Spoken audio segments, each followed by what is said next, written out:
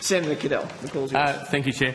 Mr Grant, focusing on three things for me: compliance, awareness and education in the Darling.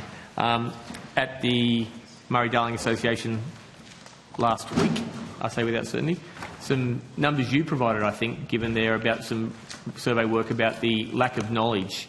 Was it 72% of people don't recognise they're in the basin, but even more scary, 27% of licence holders don't know they're part of the basin. Can you give me how that came apart and what we're doing to try and address that? Yeah, thank you, Senator. Troy Grant, Inspector General of Water Compliance. As part of our role, we are charged with the responsibility of restoring trust and confidence in the Murray-Darling Basin Plan by providing regulatory oversight in inquiry functions. In order to do that, part of our work is to canvass and survey community sentiment, knowledge and understanding, so we know best how to communicate with the Australian public. So we commission independent research through a company called Orima, which we've been doing for a number of years, that we do a large audit biannually, and each year we do shoulder audits when we attend field days and when we have public engagements through our field operations team. As a result of the last Orima sentiment survey, we gathered those statistics that you referred to in question. An important part of our surveying also, and particularly for the interest of new committee members, is that we ask questions about ourselves, because if we're holding other agencies and others to account, then we should be held to the same high account or even a higher level of account. So contained in those survey results, which are all published on our website, is those statistics. So concerning, yes, probably more than the 70%, is the 27% of water licence holders who operate in the Murray-Darling Basin without an awareness that they are in the Murray-Darling Basin. When you talk about that thing, trust and confidence, something keeps coming through in my consultations out there in the new is the lack of accountability or responsibility that people find. You're the Inspector General out there, famously quoted that you'd have to be a moron to be caught by the legislation as it stood 3 years ago. When we see things like the ACT Minister releasing 360 megalitres for a Netflix waterfall, where does that fall? Where does the accountability fall for that in the system? Can you the give me that example, sorry? Water Minister yes. is reported as saying that, not our Minister, a release of 360 megalitres so that a waterfall would be flowing for a shoot of a Netflix show. Where is the accountability in that? If we're talking about trust and confidence, when people are scratching for water for the environment, for productive use, for these sorts of things, what ability do you have to look into that? What compliance can you have? Are you looking into that? What happens there? I'm not aware of that particular example being examined by our office at this stage, but I'm certainly happy to follow up. But each water licence holder, and sometimes they are a government entity like the Commonwealth Environment Water Holder is a water licence holder, for example, they have an allocation that's determined not by the Commonwealth but by each of the jurisdictions, and their use of that allocation of water is within a catchment's, what they call a sustainable diversion limit, that runs through a year, which is a water year, which is accounted for the same as a financial year, and it's the enforcement of any over-extraction of that SDL that we police. Their water management practices, if there's complaints or issues, then falls into our oversight functions, potentially, but each one of those issues has to be assessed to ensure there's an evidence base for us to utilise the functions we're given under the Water Act of 2007 and whether it's appropriate for us and or a basin jurisdiction to take a lead in any investigation, audit or any work that's needed. Okay.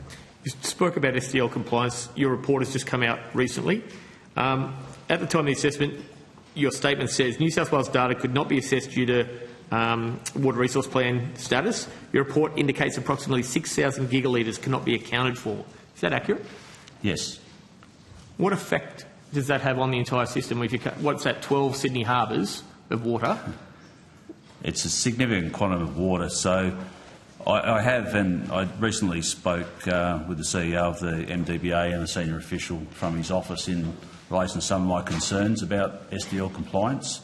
So the actual SDL compliance is done by the MDBA, Yep. and if there's any non-compliance, that's the enforcement role that we then take on under the Act. However, some of the reporting, I see there's opportunities for significant improvement about transparency and about accountability with that transparency. And I've made those views known to the CEO. He's been very receptive to that. He's a good operator and he understands where my concerns are. And my concerns are the concerns that the community have. I'm a representative of ensuring they can see what they need to see to have that trust and confidence, and they've got surety and assurance that I'm there to help people to account if there's any non-compliance. The number one value set of our office is to ensure it's lawful. The second is to ensure everything's transparent. If we identify there's issues, can we make it better? And if necessary, with any of the powers where there is failure to properly manage this precious resource, we get them to do it better, essentially. And on that premise, that's why I've recently established a SDL advisory panel, which the Water Act allows me to do. That advisory panel is currently being formed. I've appointed the chair. And I'm sorry, the chair's... Tony Slatcher. Sorry, last name? Tony Slatcher. And so I didn't say that. I didn't want to mispronounce his surname. So this is Acting Deputy Inspector General Tim Gilbert, who's just assisted me there. So we'll be shortly putting the whole panel together, whose remit will be to advise me about the tenacity and the merit and the authenticity of the framework of the SDL compliance, how it's built, how it's measured, so that I can then independently give the Australian public surety that that's the best way for water take from an SDL perspective can be managed and modelled into the future. Okay. Could I just add to that, please? So there's 11 water resource plans that will have had a full year of accreditation, and so from next year there'll be a significant additional volume of water that will be accounted for under the SDL framework. Okay. And if I could just add, I think it's really important. We can always look at the problems and the negatives in relation to issues around the Murray-Darling Basin plan. There's been now 13 years of potential examples, but there's a lot of good things that have been done as well. And I think it's important to note that when we started in this role, there was 0 accredited water resource plans in New South Wales. At this stage, out of the 20, there are now 15 that are accredited. There was 16 and 1 is being remade currently. Of the 4 outstanding, 2 groundwater, 2 surface water in the Gwyder and Nemoy, I can confirm that both the MDBA and the New South Wales Government are working tirelessly to complete those plans in order to have them accredited by the Federal Minister. The difficulties they're having is that there's one element left, is the Indigenous consultation on those plans. And right at the point where they were about to be sent up for accreditation, the leadership of the Indigenous nations in those catchments changed, and the local community wanted to start again in that process. And there's been some delays in that, of which I've seen the, if I can use a vernacular term, I've seen the New South Wales Government bust a gut to try and make that happen. I have offered to intervene and try and help as well, which I have done. So I have met with the local Indigenous group and I've found that process to be extraordinarily difficult. So I have some sympathy for why those remaining 4 haven't been quite completed, but I'm not satisfied and I'm frustrated by it. And the quicker they are accredited, the quicker we get a proper full picture of the water take across the entire basin. Okay. Well, staying on SDLs for a bit, a phrase from your report. The IGCW has established an active monitoring process to identify SDL resource units that may be at risk of non-compliance before it occurs. These units are monitored against thresholds and placed on a watch list for further scrutiny. How does that work? How many are on the watch list? Okay, that's a great question. So I will give you a generalised answer, Yep. but I'll provide you an on-notice answer, so you've got a full technical explanation for a very important question. So with everything that we do, when we do the work and there's issues that are found where there's variances in potential compliance or risks, so we work off a risk base. What problem are we trying to solve and where's the highest risk? And that's where our effort and focus goes to. So when you do SDL accounting and the water take is at a level, there's allowances in the proper words, allowances. Compliance thresholds. Compliance threshold is the technical term. So when they're hitting those marks, getting close, they basically hit an internal document for us that we call a watch list that we monitor. And we watch that as a cumulative balance as well. It's not just a 1 year, so it's a cumulative balance. And that's where we pay extra attention when we're reviewing and looking at is there any growth in use in that particular catchment, what is the measurements that are being used by the MDBA in their accounting processes and that sort of stuff. So in relation to that, I think the final part of your question was how many are was on there? the watch list? Yep. Well, it's just changed from the last accounting year, which is another issue I spoke to Mr McConville about. So there was 3 that were of concern to me. There's now 2. Okay. When you talk about the modelling and the actual take and compliance stuff, how does 6,000 gigalitres non-accounted for affect the modelling? How does that affect the risk profile? Sure, 12 Sydney Harbours seems a lot of water.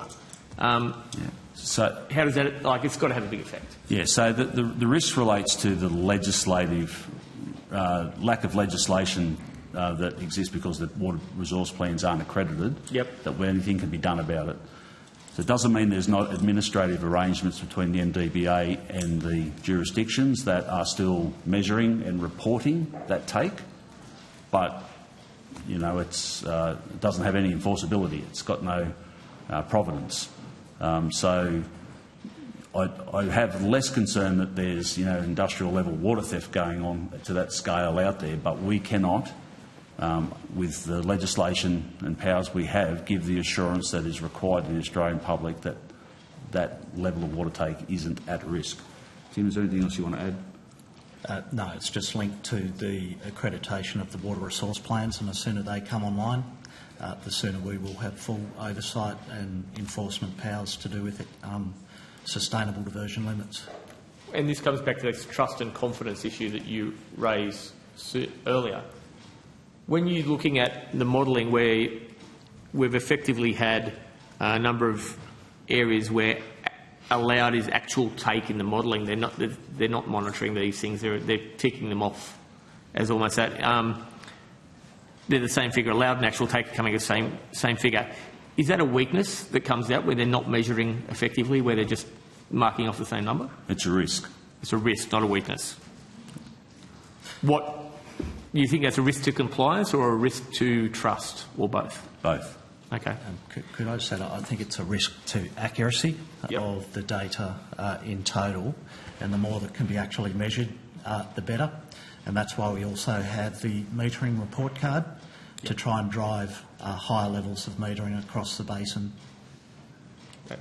You mentioned there that your powers and your thing. You're under review at the moment. Your agency or your powers? A statutory review. Yep. We've had an independent review of our functions from Mr. Peter Harris, and they made recommendations there. And as a result of that, we got a significant budget uplift from the government, which was able to give us the capacity to do our inquiry work and a lot more of our engagement work, and it's proved very, very helpful.